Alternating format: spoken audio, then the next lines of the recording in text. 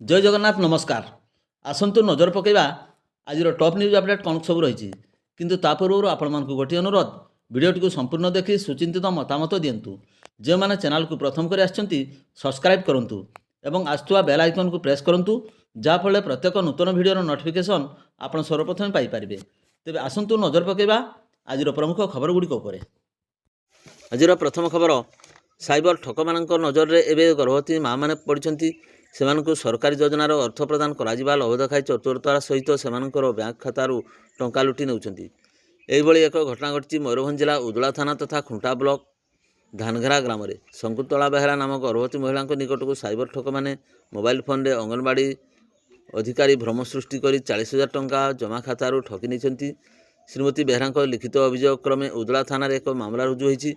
घटना अनुसार गुरुवार मध्याह्न शकुंतला को कई जने ठक अंगनवाड़ी विभाग अधिकारी परिचय दे फोन करते। शकुंतला अंडा छतुआ पाई कि नहीं पचारू को चाहिए। शकुंतला से सबू पाई नथिबा कहिबारु ठक व्यक्ति जनक अंगनवाड़ी दीदी को फोन रे कॉन्फ्रेंस करी अंडा और छतुआ मिली नथिबा संपर्क में पचारिथिले। अप्रैल मासरे अंडा और छतुआ मिलिबो बोली अंगनवाड़ी दीदी कहिथिले। परे उक्त ठक शकुंतला को सरकारी ममता योजना 9,600 टंका प्रदान कराजियो बोली कही तांको बैंक अकाउंट नंबर मागिथिले और ओटीपी देवाकू कहिथिले।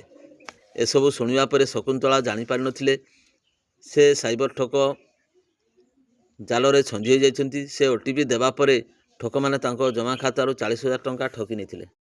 परवर्ती खबर बैसिंगा थाना अंतर्गत कलमा छक निकट में शुक्रवार विलंबित राति दुर्बृत्तों मरणांतक आक्रमण में जड़े मृत्युवरण करता बेले जड़े महिला गुरुतर होती।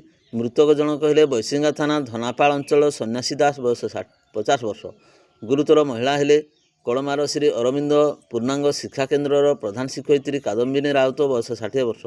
सूचना अनुसार रात्र जगुआली सन्यासी असुस्थ होबारु से प्रधान शिक्षयित्री बाइक रे कलमार थिबा शिक्षा केन्द्र मालिक विजय राउत क्लिनिक को जाइथिले। मात्र स्कूल मात्र किसी अल्प दूर NH 18 पहुँचा पूर्व कई दुर्बृत्त से आतर्कित आक्रमण करथिले। एथिरे 50 वर्षीय रात्र जगुआली सन्यासी मृत्यु घटता बेले प्रधान शिक्षयित्री कादम्बिनी राउत रक्त जुड़बुड़ अवस्था रास्तार पड़ते। खबर पाई विद्यालय मालिक उद्धार करी बालेश्वर जिला मुख्य चिकित्सालय भर्ती करछंती। मरणांतक आक्रमण घटना विद्यालय मालिक विजय राउत अभियोग क्रमे बालेश्वर और बैसिंगा पुलिस घटनास्थल पहुंची तनाघना आरंभ करछि। तेबे एही बर्बर आक्रमण पछर कारण एबे भी अस्पष्ट रही। गुरुतर महिला जनक अवस्था संकटापन्न थिबारु तांकु कटक बड़ मेडिकल को स्थानांतरित कराइछि। परवर्ती खबर प्रेमिका को गर्भवती पर प्रतारणा विवाहर मिछ प्रतिश्रुति दे वर्षे है प्रेमिका शारीरिक संपर्क रखिले। प्रेमिका गर्भवती होगा पर हाथ छाड़ी देते। प्रेमिका न्याय पाई थाना रे अभियोग करने पर पुलिस प्रेमिकों को गिरफ्त कर बालेश्वर जिला ब्रह्मपुर थाना केसीपुर पंचायत अंचल युवती वर्षे हेब मयूरभंज जिला कप्तिपदा थाना बड़गुड़िया ग्रामर बद्रीनाथ किस्कू को प्रेम विवाह सह शारीरिक संपर्क रखिले। पर मेडिकल चेकअप पर 7 मासर गर्भवती होता जमापड़ा। प्रेमिका गर्भवती होगा जानी हाथ छाड़ी देते। प्रेमिक न्याय पाई युवती जनक गाँवर आशाकर्मी सहयोग नहीं ब्रह्मपुर थाना रे गुरुवार लिखित अभियोग करथिले। आईआईसी प्रमोदा नायक उक्त अभियोग को आधार कर ब्रह्मपुर थाना रे एक मामला 38/26 रुजु कर युवती को पचराउचरा और डाक्तर माइदा कर तदंत आरंभ करथिले। गुरुवार राति प्रेमिक बद्रीनाथ को बालेश्वर चांदीपुर अंचल ब्रह्मपुर आईआईसी गिरफ्त करथिले। शुक्रवार बद्रीनाथ को डाक्तर माइना पर कटचाण करपरिस्थले अंतसत्त्वा प्रेमिका बालेश्वर मेडिकल चिकित्साधीन थिबा जमापड़ी। परवर्ती खबर मोरडा थाना तथा चित्रोड़ा फांडी अधीन समाईडी ग्राम निकट में पुराणा बंध निकट में जैनिक वृद्धों मृतदेह उद्धार कर पुलिस मिलता सूचना मुताबक शुक्रवार सकाळे बेतनटी थाना अधीन सांगडी ग्रामर 65 वर्षीय वयस्क वृद्ध जगत हांसदा मृतदेह समाईडी ग्राम पुराणा बंध निकट में पड़ा देखि स्थानीय लोक पुलिस को खबर देते। खबर पाई घटनास्थल चित्रोड़ा फांडी अधिकारी भीमसेन मल्लिक पहुंची मृतदेह जबत कर एने मोरडा थाना एक अपमृत्यु मामला रुजु करथिले। व्यवच्छेद पाई बारिपदा प्यार मेडिकल को पठाई जमापड़ी। परवर्ती खबर बारिपदा बड़ बजार सत्यनारायण मंदिर सम्मुख बड़दाण्ड रास्तार थिबा एक स्कूटी एक साप को उद्धार करा बेले युवती जनक बर्ती जाइछंती। सापटी पाखापाखि 6 ରୁ 7 फुट लंबर होगा सहित विषधर बोली जमापड़ी। संपृक्त युवती जनक दुकान फेरी ଗାଡ଼ିଟି ଷ୍ଟାର୍ଟ କରିବାକୁ ଚାବି ଲଗାଉଥିବା ବେଳେ ହଠାତ୍ ହ୍ୟାଣ୍ଡେଲରେ ଥିବା ଉକ୍ତ ସାପ ଉପରେ ଦୃଷ୍ଟି ପଡ଼ିଥିଲା। ଚିତ୍କାର କରିବାରୁ ଲୋକେ ରୁଣ୍ଡ ହୋଇଯାଇଥିଲେ। ସ୍ନେକ୍ ହେଲ୍ପଲାଇନ୍ ସଦସ୍ୟ ସାପଟିକୁ ଉଦ୍ଧାର କରିଥିଲେ। ଉକ୍ତ ସାପଟି କେଉଁଠୁ ଏବଂ କିପରି ଭାବେ ସ୍କୁଟି ହ୍ୟାଣ୍ଡେଲକୁ ଆସିଲା ତାହା ଜଣାପଡ଼ିନାହିଁ। ପ୍ରତ୍ୟେକ ସ୍କୁଟି ବା ବାଇକ୍ ଚାଳକ ଗାଡ଼ି ଷ୍ଟାର୍ଟ କରିବା ପୂର୍ବରୁ ସାପ ଯେଭଳି କୌଣସି ଗାଡ଼ି ଭିତରେ ନଥିବ ସେ ବିଶେଷ ଦୃଷ୍ଟି ଦେବାକୁ ସ୍ନେକ୍ ହେଲ୍ପଲାଇନ୍ ସଦସ୍ୟଙ୍କ ପକ୍ଷରୁ ସମସ୍ତଙ୍କୁ ଅନୁରୋଧ କରାଯାଇଛି। ପରବର୍ତ୍ତୀ ଖବର, ଖୁଣ୍ଟା ବ୍ଲକ ବହଳଦା ଗ୍ରାମର 4 ଗୋରୁ ବଜ୍ରପାତରେ ପ୍ରାଣ ହରାଇଛନ୍ତି। ଘଟଣା ଅନୁସାରେ ବହଳଦା ଗ୍ରାମର ସାନ ଦୁର୍ଗା କିସ୍କୁଙ୍କର 2ଟି ଗାଈ ଏବଂ ଗୋଟିଏ ବଳଦ, ଗୋଟିଏ ଛଡ଼ା ବାଛୁରୀ ଗୁରୁବାର ଦିନବେଳା ପଡ଼ୋଶୀ ଗ୍ରାମ ଭିଲୁଡିହିକୁ ଚରିବାକୁ ଯାଇଥିଲା ବେଳେ ରାତିରେ ଘରକୁ ଫେରିନଥିଲେ।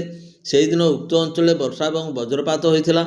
ଶୁକ୍ରବାର ସକାଳେ 4 ଗୋରୁଙ୍କୁ ଖୋଜିଥିବା ବେଳେ ସେମାନେ ଭିଲୁଡିହି ଗ୍ରାମ ନିକଟରେ ଥିବା ଏକ ବାଉଁଶ ବୁଦା ମୂଳରେ ମୃତ ଅବସ୍ଥାରେ ପଡ଼ିଥିବା ଦେଖିବାକୁ ପାଇଥିଲେ।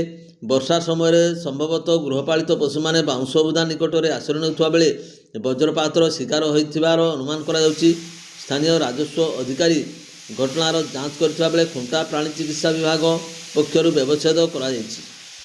ପରବର୍ତ୍ତୀ ଖବର, ମହୁମାଛି ଆକ୍ରମଣରୁ ବଞ୍ଚିବା ପାଇଁ ଜୀବନ ବିକଳରେ 80 ଫୁଟ ଉପରକୁ ଉଠିଥିଲେ ଶ୍ରମିକ ଏବଂ ଉକ୍ତ ପାଣି ଟାଙ୍କିରେ 4 ଘଣ୍ଟା ଫସି ରହିଥିଲେ ଶ୍ରମିକ। 4 ଘଣ୍ଟା ପରେ ଅଗ୍ନିଶମ ବିଭାଗ ଉଦ୍ଧାର କରିବାରେ ସଫଳ ହୋଇଛି। ଏହିଭଳି ଘଟଣା ମୟୂରଭଞ୍ଜ ଜିଲ୍ଲା ଉଦଳା ଅଞ୍ଚଳରେ 1 ନମ୍ବର ୱାର୍ଡରେ ଥିବା ସରକାରୀ ପାଣି ଟାଙ୍କିରେ ଜଣାଯାଇଛି। ଅନ୍ୟ 3 ଜଣ ଶ୍ରମିକ ମହୁମାଛି ଆକ୍ରମଣର ଗୁରୁତର ହୋଇ ଜୀବନ ବଞ୍ଚାଇବାରେ ସଫଳ ହୋଇଛନ୍ତି।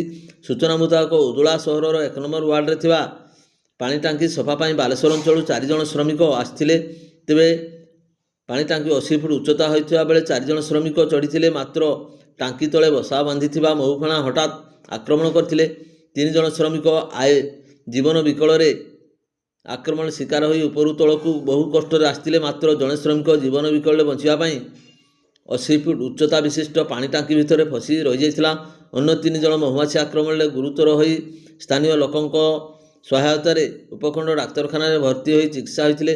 ତେବେ ଉକ୍ତ ଶ୍ରମିକଙ୍କ ସୂଚନା ପାଇ ଅନ୍ୟ ଜଣେ ଶ୍ରମିକକୁ ଟାଙ୍କି ମଧ୍ୟରେ ଫସି ରହିଥିବା ସନ୍ଦେହ କରିଥିଲେ। ସୂଚନା ପାଇ ଅଗ୍ନିଶମ ବିଭାଗ ଉଦ୍ଧାର କାର୍ଯ୍ୟ ଆରମ୍ଭ କରି ପ୍ରାୟ 4 ଘଣ୍ଟାର ଅକ୍ଳାନ୍ତ ପରିଶ୍ରମ ପରେ ଉକ୍ତ ଶ୍ରମିକକୁ ଉଦ୍ଧାର କରିବାରେ ସଫଳ ହୋଇଥିଲା। ଉକ୍ତ ଶ୍ରମିକକୁ ଡାକ୍ତରଖାନାରେ ଭର୍ତ୍ତି କରାଯାଇଥିଲା। ଗୁରୁତର ଶ୍ରମିକ ବାଲେଶ୍ୱର ଜିଲ୍ଲା ମତିଗଞ୍ଜ ମାନିକେଶ୍ୱର ଅଞ୍ଚଳର ବଳରାମ ଜେନା 24 ବର୍ଷ ବୋଲି ଜଣାପଡ଼ିଛି। କିଏ ଏବଂ କାହିଁକି ଡାକିଥିଲା, ଯଦି ସଫା କରିବାର ଥିଲା ସମସ୍ତ ଶ୍ରମିକ ସୁରକ୍ଷିତ ଥିଲା କି ନାହିଁ, ଏସବୁ ଏବେ ପ୍ରଶ୍ନବାଚୀ ସୃଷ୍ଟି ହୋଇଛି। ଏବେ ସମସ୍ତ ଶ୍ରମିକ ବିପଦମୁକ୍ତ ଥିବା ଜଣାପଡ଼ିଛି। ପରବର୍ତ୍ତୀ ଖବର, କରଞ୍ଜିଆ ବନଖଣ୍ଡ ସାତକୋଶିଆ ରେଞ୍ଜ ଅଞ୍ଚଳରୁ ଗୁରୁବାର ବିଳମ୍ବିତ ରାତିରେ ଚୋରାରେ ଶାଳ କାଠର କଟା ଯାଇଥିବା ଚୌକାଠଗୁଡ଼ିକୁ 6ଟି ବାଇକରେ ଆନନ୍ଦପୁର ଅଞ୍ଚଳକୁ ନେଉଥିବା ବେଳେ ସାତକୋଶିଆ ରେଞ୍ଜ କର୍ମଚାରୀ ଚୌକାଠ ସହ ବାଇକଗୁଡ଼ିକୁ ଜବତ କରିଛନ୍ତି। ଜବତ ହୋଇଥିବା ଚୌକାଠଗୁଡ଼ିକ 22.91 ସିଫ୍ଟ ହେବ ବୋଲି ବନ ବିଭାଗ ପକ୍ଷରୁ ସୂଚନା ଦିଆଯାଇଛି। ହେଲେ ଚୋରା କାଠ ନେଇ ଯାଉଥିବା କାଠ ମାଫିଆମାନେ ଘଟଣାସ୍ଥଳରୁ ଖସି ପଳାଇ ଯାଇଛନ୍ତି। ସୂଚନା ଅନୁଯାୟୀ ଚୋରାରେ କଟାଯାଇଥିବା ଶାଳ ଗଛ ଚୌକାଠଗୁଡ଼ିକୁ ବାଇକ୍ ଯୋଗେ ଚାଲାଣ ହେବା ନେଇ କୌଣସି ସୂତ୍ରରୁ ସୂଚନା ପାଇ ସାତକୋଶିଆ ରେଞ୍ଜ ଅଧିକାରୀ ରବୀନ୍ଦ୍ର ମହାନ୍ତଙ୍କ ନେତୃତ୍ୱରେ ସାତକୋଶିଆ ଫରେଷ୍ଟର ଗୌତମ ମହାନ୍ତ, ନନ୍ଦା ଫରେଷ୍ଟର ଚିତ୍ରମଣି ହୋ, ଫରେଷ୍ଟର ଗାର୍ଡ ସନତ ମହାନ୍ତ ଏବଂ ଅନ୍ୟ କର୍ମଚାରୀମାନେ ଶାଳଚୁଆ ଗ୍ରାମ ପଞ୍ଚାୟତ ଅନ୍ତର୍ଗତ ପାଉଁଶପାଣି ଗ୍ରାମ ନିକଟରେ ରାସ୍ତା କଡ଼ରେ କାଠ ଧରି ଆସୁଥିବା ବାଇକଗୁଡ଼ିକୁ ଅଟକାଇଥିଲେ। ଘଟଣାସ୍ଥଳରୁ ବାଇକ୍ ଚୋରମାନେ ଦୌଡ଼ି ପଳାଇବାରେ ସକ୍ଷମ ହୋଇଥିଲେ। ଚୌକାଠଗୁଡ଼ିକୁ ଜବତ କରାଯାଇଥିଲା।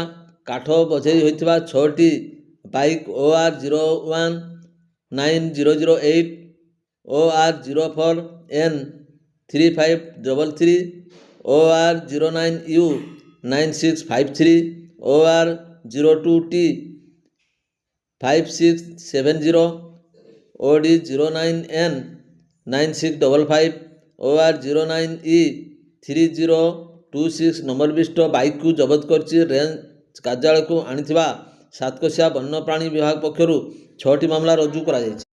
ପରବର୍ତ୍ତୀ ଖବର, କୁଡ଼ିଅଣା ଥାନା ଅନ୍ତର୍ଗତ ଶୁଖୁଆପଡ଼ା ଖାଳ ପାଖରେ ଏକ ପିକଅପ୍ ଭ୍ୟାନ୍ ଓଲଟି ପଡ଼ିଥିବା ଜଣାଯାଇଛି। ସୂଚନା ଅନୁଯାୟୀ ବାରିପଦା ପଟରୁ ବୁଢ଼ାମରା ଛକକୁ ଧାନ ନେଇ ଯାଉଥିବା ଏକ ପିକଅପ୍ ଭ୍ୟାନ୍ର ପଛ ଚକ ଫାଟିଯିବାରୁ ଭାରସାମ୍ୟ ହରାଇ ରାସ୍ତା କଡ଼ରେ ଓଲଟି ପଡ଼ିଥିଲା। ସ୍ଥାନୀୟ ଲୋକଙ୍କ ସହାୟତାରେ ଆହତଙ୍କୁ ଆମ୍ବୁଲାନ୍ସ ଯୋଗେ ପଣ୍ଡିତ ରଘୁନାଥ ମୁର୍ମୁ ହସ୍ପିଟାଲକୁ ପଠାଯାଇଥିଲା। ଏଥିରେ 4 ଜଣ ଥିବା ବେଳେ 2 ଜଣ ଗୁରୁତର ଅଛନ୍ତି। ପରବର୍ତ୍ତୀ ଖବର, ମରଡ଼ା ପଞ୍ଚାୟତ ମାଳିହତା ଗ୍ରାମରେ ଗତ ବୁଧବାର ରାତିରେ ଦୁର୍ବୃତ୍ତମାନେ ପଶି କଳାକନା ବୁଲାଇଛନ୍ତି।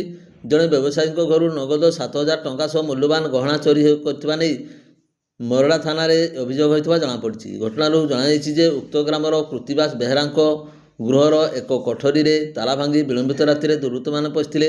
ଘର ଭିତରେ ଥିବା ଟିଣ ବାକ୍ସରେ ତାଲାକୁ ମଧ୍ୟ ଭାଙ୍ଗି ରୁଜି ସେଥିରେ ଥିବା ଟଙ୍କା ଏବଂ ସୁନାର ମୁଦି, ମଙ୍ଗଳସୂତ୍ର, କାନଫୁଲ ଏବଂ 2ଟି ଏବଂ ରୂପାର ପାଉଁଜି ପ୍ରଭୃତି ମୂଲ୍ୟବାନ ଜିନିଷ ନେଇ ଘରଠାରୁ ଅଳ୍ପ ଦୂରରେ ବାକ୍ସଟିକୁ ପକାଇ ଅନ୍ଧାର ରାତିରେ ଚମ୍ପଟ ମାରିଥିଲେ।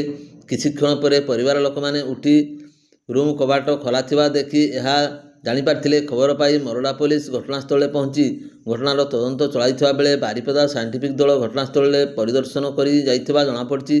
ଚୋରି ହୋଇଥିବା ଜିନିଷର ଆନୁମାନିକ ମୂଲ୍ୟ ଲକ୍ଷାଧିକ ଟଙ୍କା ହେବ ବୋଲି ପରିବାର ସୂତ୍ରରୁ ପ୍ରକାଶ। ମରଡ଼ା ଥାନାଠାରୁ ମାତ୍ର 1 କିଲୋମିଟର ମଧ୍ୟରେ ଉକ୍ତ ଗ୍ରାମଟି ଅବସ୍ଥିତ ହୋଇଥିଲେ ହେଁ ପୋଲିସ ପକ୍ଷରୁ ପାଟ୍ରୋଲିଂ ବ୍ୟବସ୍ଥା ଠିକ୍ ଭାବରେ ହେଉନଥିବାରୁ ଏବଂ ଚୋରଙ୍କର ବହପ କ୍ରମଶଃ ବଢ଼ି ଚାଲିଥିବା ଯୋଗୁଁ ଲୋକଙ୍କ ମଧ୍ୟରେ ଅସନ୍ତୋଷ ଦେଖାଯାଉଛି। ପରବର୍ତ୍ତୀ ଖବର, କରଞ୍ଜିଆ ବ୍ଲକ କୁଳପୋଷି ପଞ୍ଚାୟତ କୁଳପୋଷି ଗାଁର ମାଳତୀ ମହାନ୍ତଙ୍କ ପାଳଗଦାରେ ନିଆଁ କୌଣସି ପ୍ରକାର ଲାଗିଯାଇ ଏହା ତାଙ୍କ ଘରକୁ ପ୍ରଶମିତ ହୋଇ ଘରର କିଛି ଅଂଶରେ ଲାଗିଯାଇଥିଲା। ଘର ଲୋକମାନେ କରଞ୍ଜିଆ ଅଗ୍ନିଶମ ବିଭାଗକୁ 3:30 ସମୟରେ ଖବର ଦେଇଥିଲେ। ଖବର ପାଇ କରଞ୍ଜିଆ ଅଗ୍ନିଶମ ଅଧିକାରୀ ଦୀପକ କୁମାର ଜେନାଙ୍କ ନିର୍ଦ୍ଦେଶରେ ଅଗ୍ନିଶମ ଅଧିକାରୀ ଷଡ଼େନ୍ଦ୍ର ମହାନ୍ତ, ସୁଧାଂଶୁ ଜେନା, ସୁନାରାମ ସୋଏ, ପ୍ରଜ୍ଞା ପଟ୍ଟନାୟକ, ମନୋଜ ବେହେରା, ଦିଗୁ ସୋରେନ ଓ ରାଜୀବ ନାୟକ ଘଟଣାସ୍ଥଳରେ ପହଞ୍ଚି ବହୁ ସମୟ ଧରି କଠିନ ପରିଶ୍ରମ କରି ନିଆଁକୁ ଆୟତ୍ତ କରିଥିଲେ। ସନ୍ଧ୍ୟା ପ୍ରାୟ 6:30 ସମୟରେ ନିଆଁକୁ ଆୟତ୍ତ କରିଥିଲେ। ଏହି ସମୟରେ ପାଳଗଦା ସମ୍ପୂର୍ଣ୍ଣ ରୂପେ ଭସ୍ମ ହୋଇଯାଇଥିଲା। ଭିଡ଼ିଓଟିକୁ ଶେଷ ପର୍ଯ୍ୟନ୍ତ ଦେଖିଥିବାରୁ ଆପଣଙ୍କୁ ଅଶେଷ ଅଶେଷ ଧନ୍ୟବାଦ।